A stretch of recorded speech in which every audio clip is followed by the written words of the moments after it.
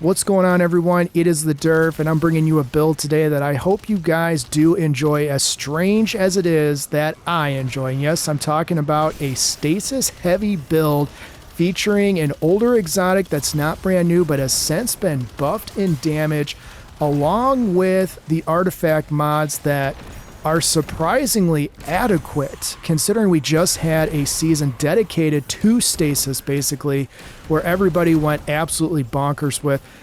This build has got me rethinking what I have thought about stasis for a long time, and you can switch this up however you want, and we're going to go through it, and I still can't believe I'm making this, so I hope you guys like it because I have loved it. Here we go.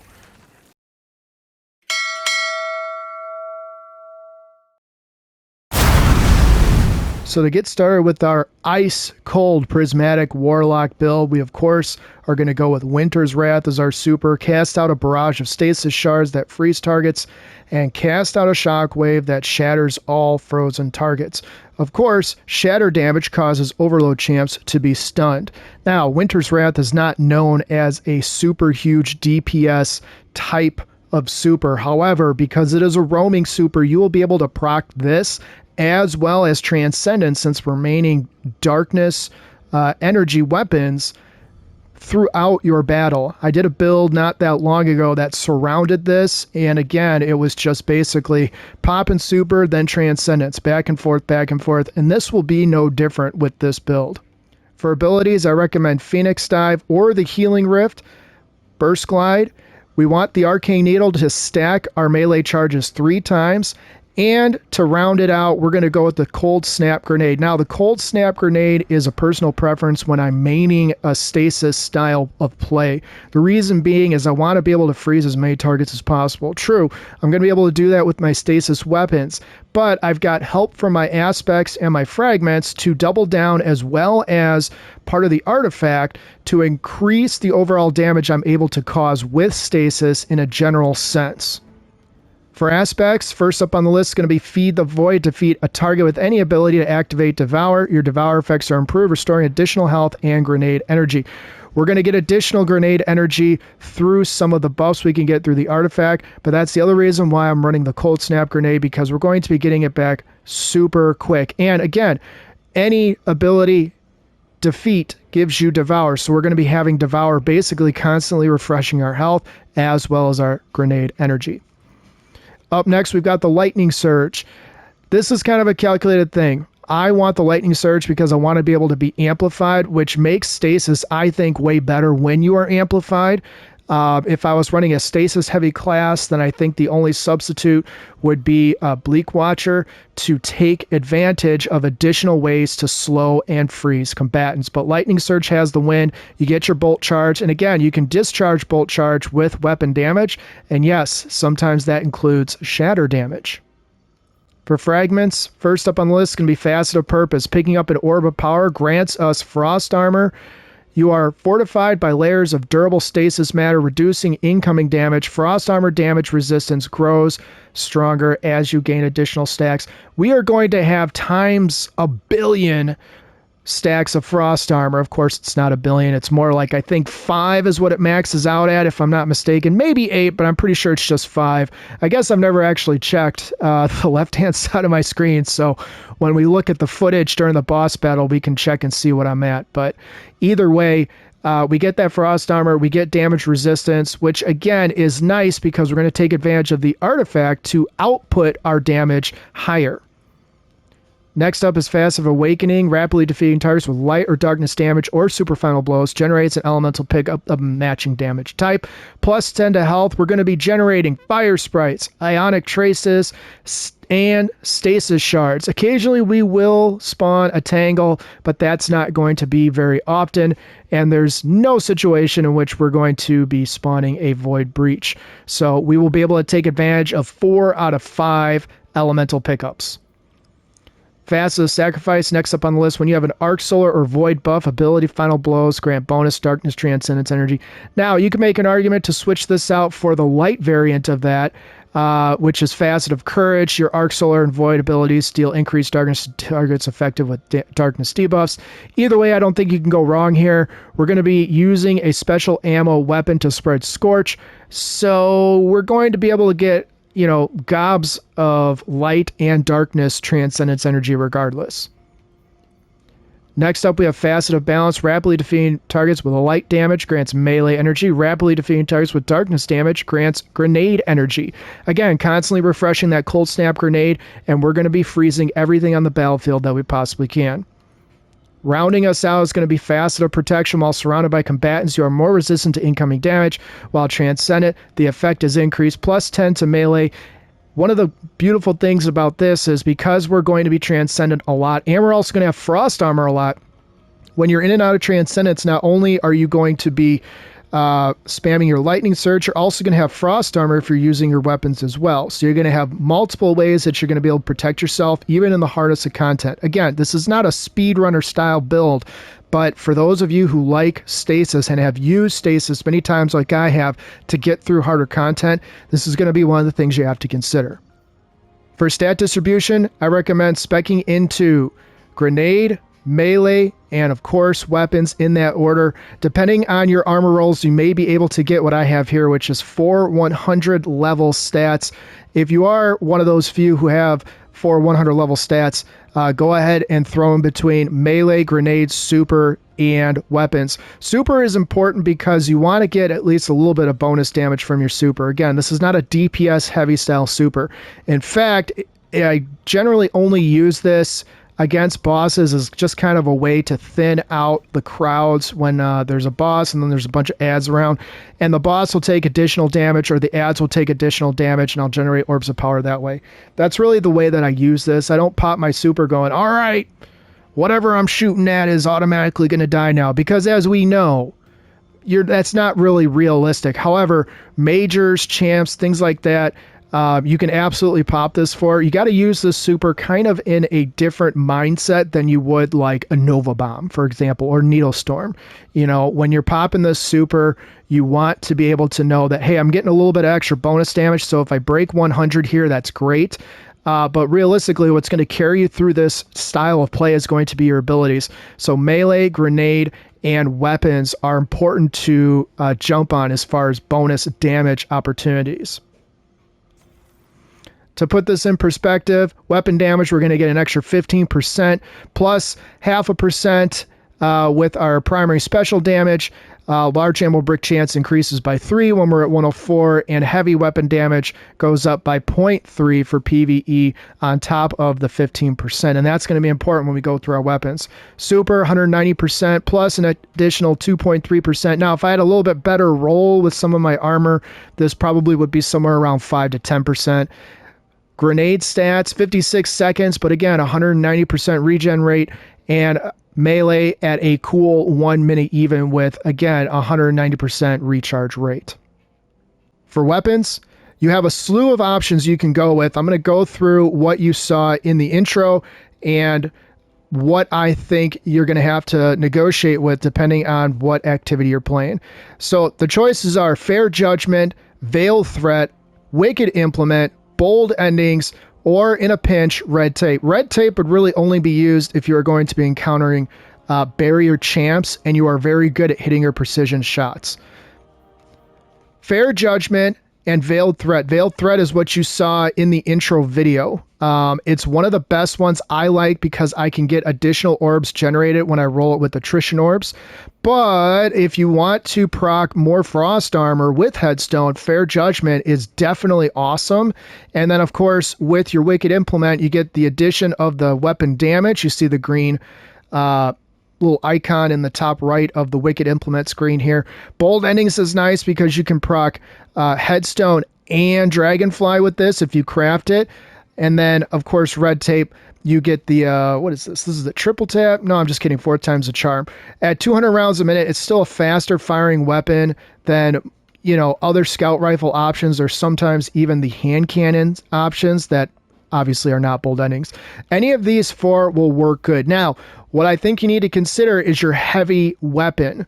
So that's why I have laid it out like this and not automatically run up to Wicked Implement, and I'll explain why. In the energy slot, you got mainly 3 options, and it's going to be based on what you like to do for damage. The Aberrant action is a no-brainer because, of course, you get Heal Clip and Incandescent. You're going to be able to proc Solar Flares during the Solstice. You're going to be able to just absolutely go to town, clear out some ads quick if you need to, and when you get to those bosses, you're going to have virtually no problem stunning champions as well. Phonotria is next up on the list. I don't have a great roll of this, so I haven't really featured this in many of the builds, but you will get extra damage. You see the little green icon up in the corner there. And then last but not least, if you are not running an exotic in your heavy, you can go with Lord of Wolves. Lord of Wolves is going to proc, all kinds of damage buffs to you. You're going to have increased reload speed when Release the Wolves is active. You're going to generate a ton of Scorch, on Scorch. And then when firing from the hit, this weapon shoots in full auto, and damage and rate of fire increase, but accuracy and range are decrease. Literally, everybody loves Lord of Wolves if you use it. If this is what you want to use to damage the boss, this is probably the way to go. Speaking of boss damage, have you guys tried Winter Bite? When you watch the boss battle video, you're going to see me firing Winter Bite at the boss. And again, I understand this isn't like Grandmaster level difficulty, but the amount of chunk damage that Winter Bite does is quite honestly shocking to me. I don't really think of Winter Bite as a damage weapon. It's more of kind of utilitarian because it can freeze and do all those things again, and also help stun overload champs.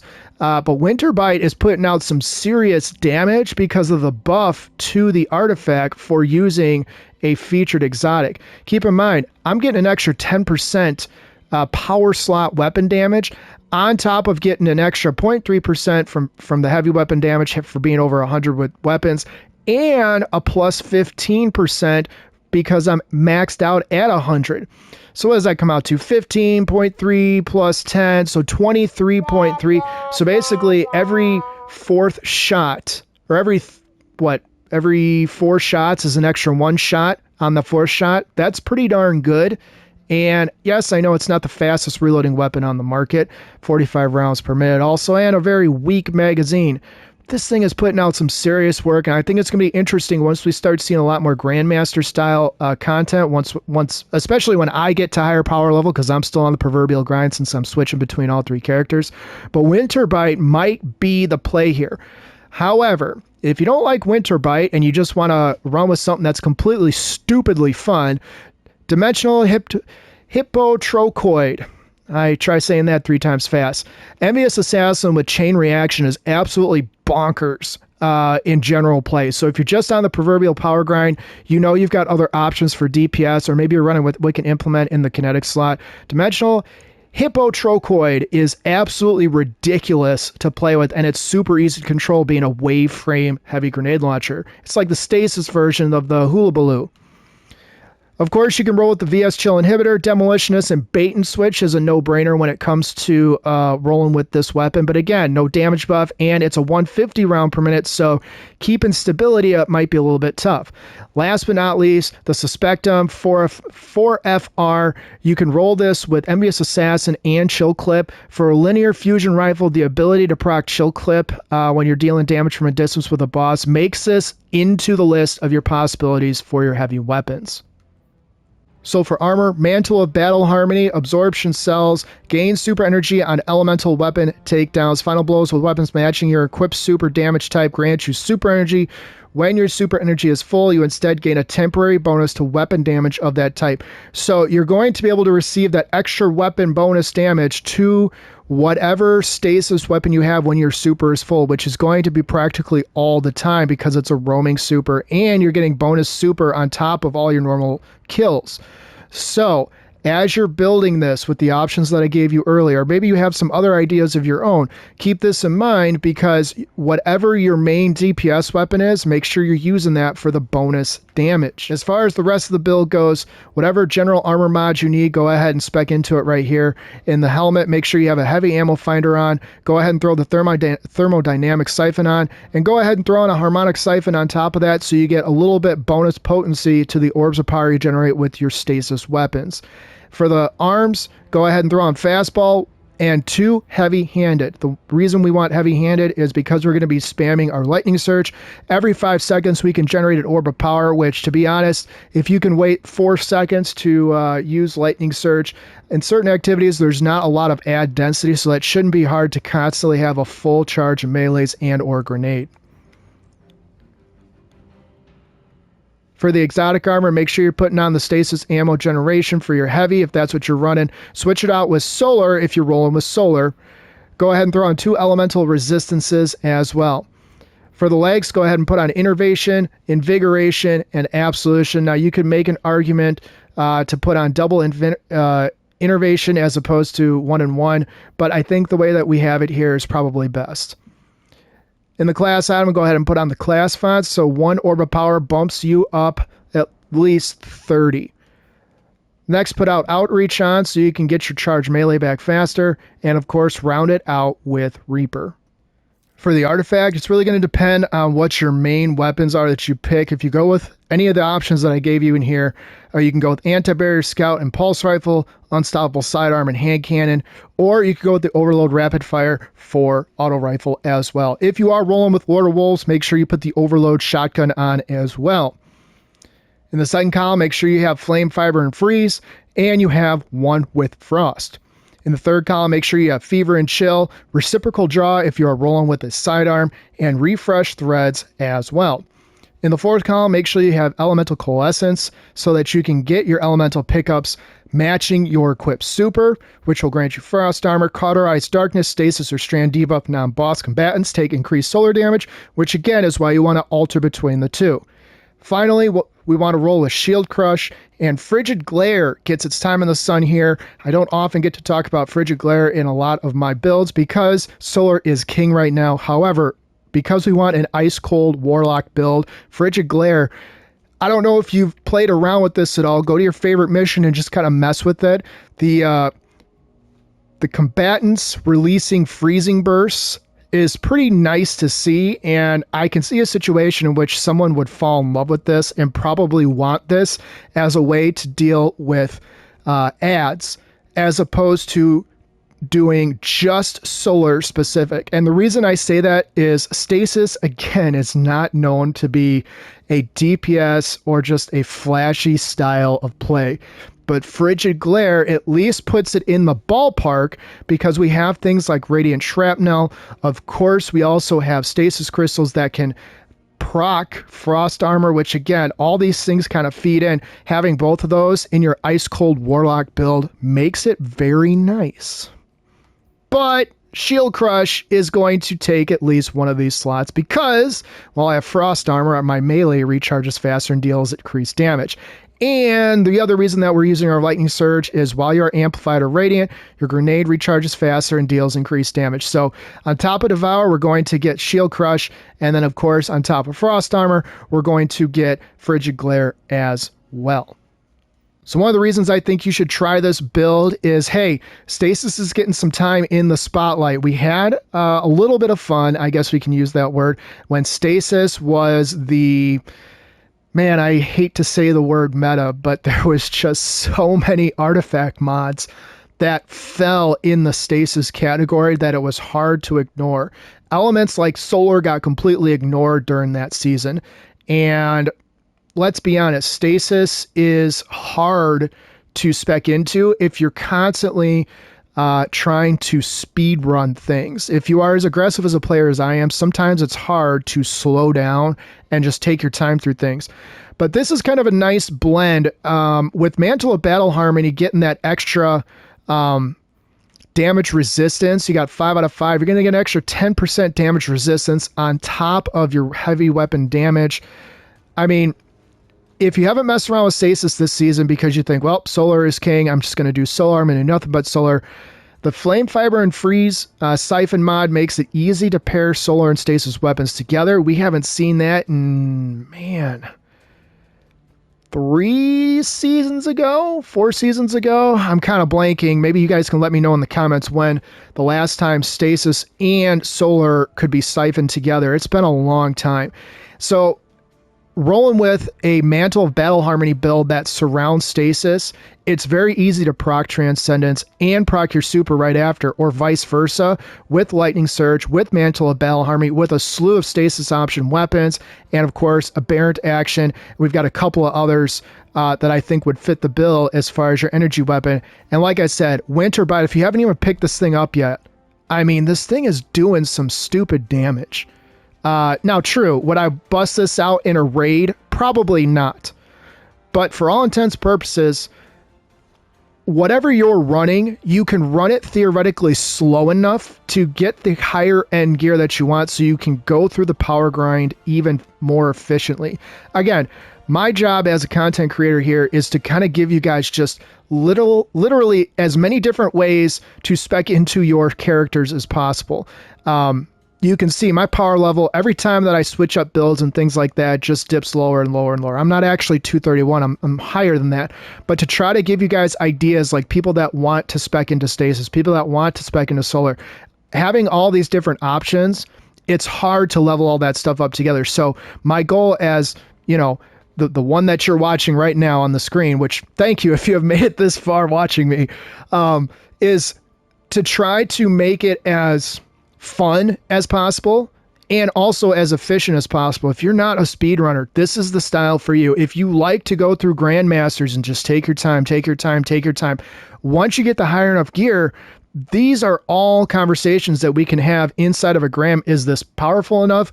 Will you have enough damage resistance? You can make a case that because of how you can proc Frost Armor, you certainly could theoretically have a lot of damage resistance once you get that to that higher 400, 450 power level.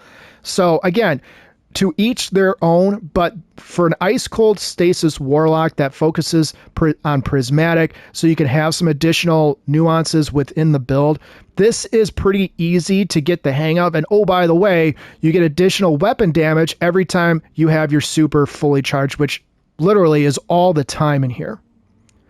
So if you did find anything helpful in this video, please consider liking and subscribing.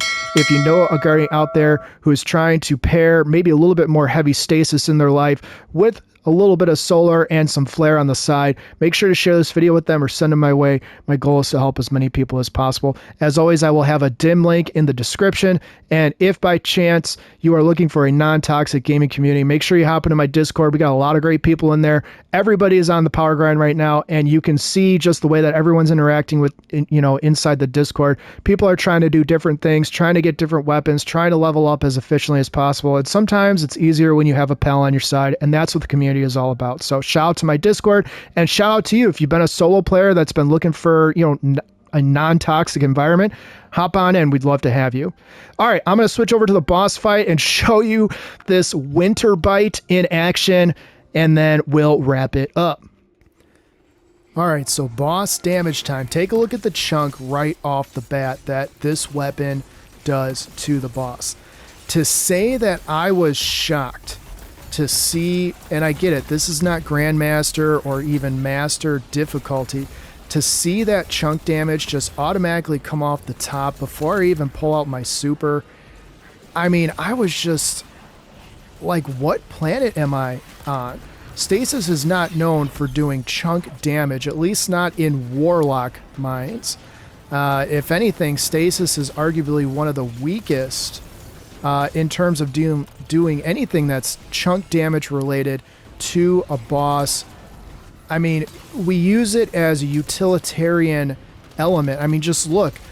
I'm unloading maybe 40% of my auto rifle right there after dumping 2 rounds of Winter Bite into the boss.